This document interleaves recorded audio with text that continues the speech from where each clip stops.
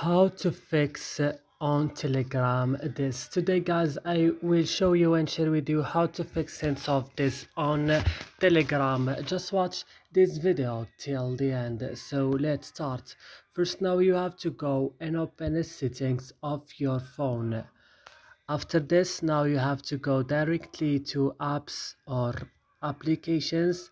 As you see, you will find all the applications that you have on your phone, and here you will search just for Telegram. When you found Telegram, open it like this, then click on storage, then click on manage storage or clear data and clear cache also, then click for stop and click OK, and then you have to back to Play Store and update your Telegram, and after this you have to restart your phone. And that's it. I hope this video is helpful for you. Do not forget to like, subscribe in our channel. See you in another video.